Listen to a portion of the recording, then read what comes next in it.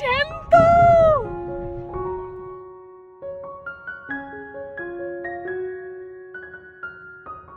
নমস্কার সবাইকে, আশা করি আপনারা সবাই ভালো আছেন। মহুয়ার নতুন আরেকটি ভিডিওতে আপনাদের জানাই স্বাগত।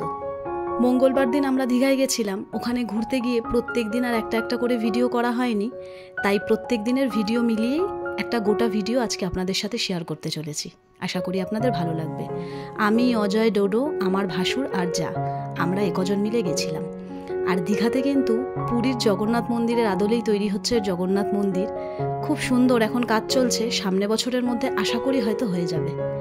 মোহনায় পৌঁছেই সবার প্রথমে যেটা দেখা যায় সেটা হলো অফুরন্ত মাছের সম্ভার। কি মাছ না নেই!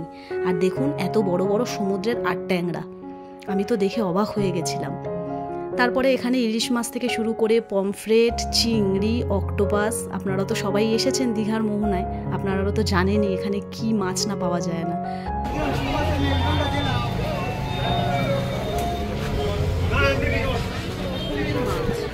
মাছ না নেই, কাঁকড়া দেখে তো আমার মাথা খারাপ হয়ে যাচ্ছে।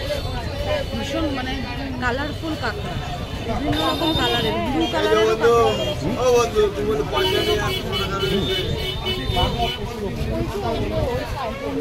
মোহনায় যখন আমরা পৌঁছেছিলাম তখন ওই 6:10 থেকে 15 মতন বাজে। আর এখানে একটা ছোট্ট বাছুর দেখে ডোডো খুব খুশি। আর জানেন তো, এতবার এর আগে দীঘা এসেছি, কোনোদিন আমি শুটকি মাছ দীঘার মোহনায় এসে দেখিনি। এই প্রথম আমাকে অজয় দেখালো। তারপরে এখানে টুপি কিনছিলাম। বিচের ধারেই টুপি বসেছিল, এখানে খুব সুন্দর সুন্দর টুপি ছিল, কিন্তু প্রচণ্ড দাম। আর একটুও দাম এরা কমাতে চায় না। আমাদের কলকাতায় তাও বার্গেনিং করলে পরে ওরা একটু দাম কমায়, কিন্তু এখানে এক ফোঁটাও দাম কমায়নি। তাই এখান থেকে আর আমরা টুপি নিইনি। দেখছিলাম, ভেবেছিলাম হয়তো দাম কমাবে, কিন্তু কমায়নি, তাই জন্য আর নিইনি। তারপরে এই যে দেখে মনে হচ্ছিল কখন দৌড়ে যাব, একটু জলটা ছোবো। জড়িয়ে তো ধরা যায় না, তাহলে অবশ্যই জড়িয়ে ধরতাম। বিশ্বাস করুন, এখন ভিডিওটা এডিট করছি, মনটা যেন ওখানেই পড়ে আছে। জানেন তো, সমুদ্র আর পাহাড় এই দুটোর মধ্যে কেউ যদি আমাকে জিজ্ঞেস করে যে আমার কোনটা বেশি পছন্দের, আমি কিন্তু এক কথায় উত্তর দেবো, সমুদ্র।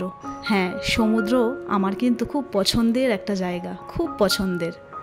সংসারের কাছ থেকে বেরিয়ে অনেক দূরে, মাঝে মধ্যে আপনারা এরকম চলে আসবেন সংসারের কাছ থেকে বেরিয়ে 2-3 দিনের জন্য। মনটাও ভালো লাগবে, কিন্তু বাড়ি ফিরে সংসারে মন লাগবে। 3 থেকে 4 মাস ধরে আমাদের প্ল্যানিং হচ্ছিল এই ঘুরতে যাওয়ার, পুরী কিংবা বৃন্দাবন। কিন্তু লং টাইমের এতটা ছুটি অজয়ের পক্ষে নেওয়া সম্ভব হয়নি বলেই ওই জন্য শেষ পর্যন্ত আমরা ওই দুটো ক্যান্সেল করে দীঘাতেই চলে আসলাম।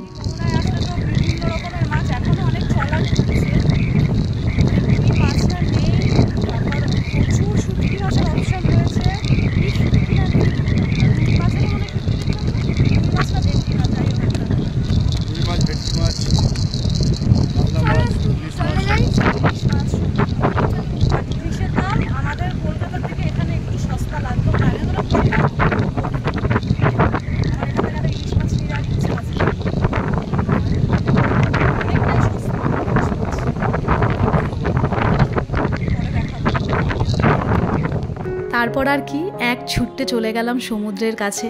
অজয় বারণ করছিল যে ভিজে যাবে, তারপর ভেজা গায়ে, হোটেলটা অনেকটাই দূরে যেতে হবে।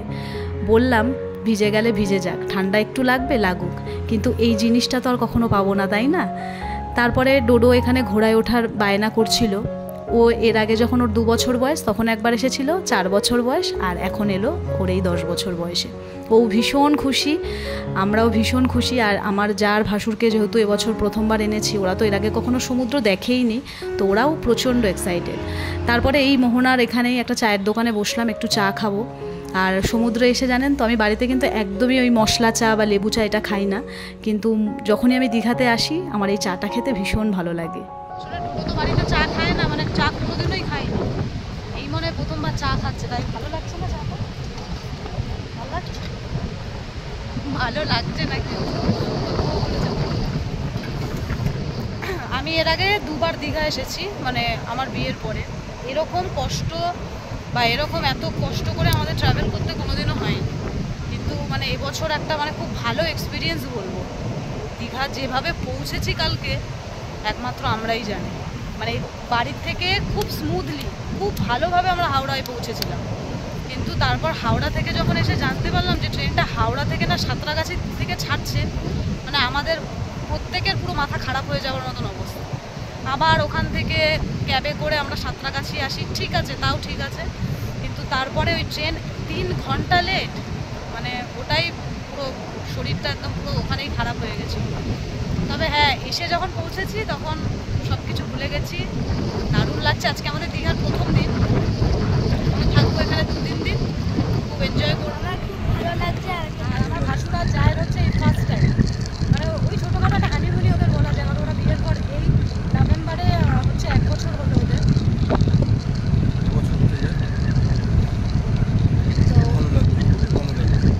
আমি একদম প্রথমবার দীঘা এলাম, কোনোদিন আসিনি, সমুদ্রের প্রথম দেখলাম, সমুদ্র প্রথম দেখলাম, তাই আমার কাছে এটা একটা মানে নতুন একটা এক্সপিরিয়েন্স, খুব ভালো লাগছে। মোহনা থেকে বাড়ি ফিরে ঠিক ওই দিনেই বিকেল বিকেল রেডি হয়ে বেরিয়ে পড়েছিলাম তালসারি, উদয়পুর আর আরও একটা মন্দির আছে সেই মন্দিরের উদ্দেশ্যে। নামটা এখন আমার এই মুহূর্তে মনে পড়ছে না।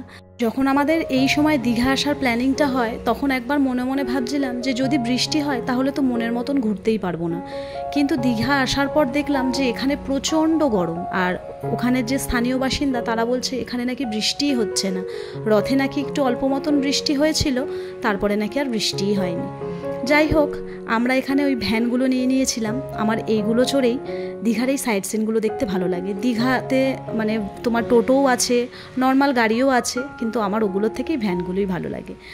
তো প্রথমে এসেছিলাম তালসারি, ওখানে এসে অজয় একটা খুব সুন্দর কাঁকড়া ধরেছিল, সেটাই দেখছিলাম। আর এত সুন্দর ভিউ, প্রায় 6 বছর পর আমি আবার দীঘায় এলাম, মাঝখানে করোনার জন্য আর আসা হয়নি।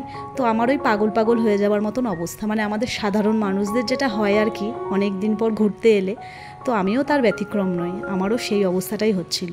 মনে হচ্ছিল শুধু যেন দৌড়ে বেড়াই, ছুটে বেড়াই, মানে কী যে করব কিছুই বুঝতে পারছিলাম না।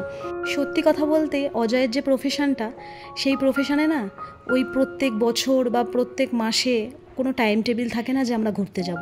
যখন কাজের প্রেশারটা কম থাকে তখনই আমরা ঘুরতে যাই। পুরো জ্যান্ত,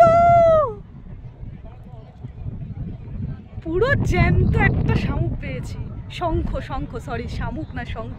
অন্ধকার হয়ে যাবে কি গো, জ্যান্ত জ্যান্ত পুরো।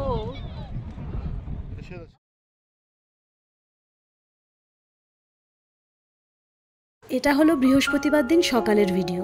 নিউ দীঘার বিচে চলে গেছিলাম। আমরা যতবারই দীঘা যাই নিউ দীঘাতেই থাকি, আর সেখান থেকে ওল্ড দীঘা বাদ বাকি জায়গা ঘুরতে যাই। সকালবেলা চলে এসেছিলাম, যত দিন এগিয়ে যাচ্ছে ততই জানি চলে যাব সেরকম একটা মনে হচ্ছে, তাই দেরি না করেই সকাল সকাল বিচে চলে এসেছিলাম। জানেন তো, এখানে ছোট ছোট অনেক মুহূর্তগুলো আমি আমার ক্যামেরাবন্দি করে নিয়েছি, জানি না আবার কবে আসবো। আর দেখুন, এনারা মাছ ধরে জাল নিয়ে হয়তো যার যার বাড়ি যাচ্ছে। অনেক ভিডিও করেছি, সেগুলো একটা একটা করে আপনাদের সাথে শেয়ার করব। এটা হলো ওই দিনে বিকেলের একটা ভিডিও, গেছিলাম আবারও তালসারি আর উদয়পুরে। আর এইটা হলো শেষ দিনের ভিডিও, মানে শুক্রবার সকালের ভিডিও। ওই দিন দীঘাতে খুব বৃষ্টি হচ্ছিল, ওই দিন আমরা সমুদ্রে স্নানও করেছিলাম। আর এই দেখুন ওনারা কি সুন্দর ব্রাইডাল ফটোশ্যুট করছে। তারপর ওখান থেকে চলে এসেছিলাম ঝাউবনে। এর আগে যতবারই দীঘা এসেছি কোনো সময় ঝাউবনে আসেনি, তাই অজয় নিয়ে এসেছিল। তারপরে আর কি, মনে অনেক দুঃখ নিয়ে ছিল সন্ধে 7:40-এর ট্রেন লেট থাকায় বাড়ি ফিরতে ফিরতে বেজে গেছিলো রাত 2টো। তো ভিডিওটা এখানে শেষ করছি, ভালো লাগলে অবশ্যই জানাবেন।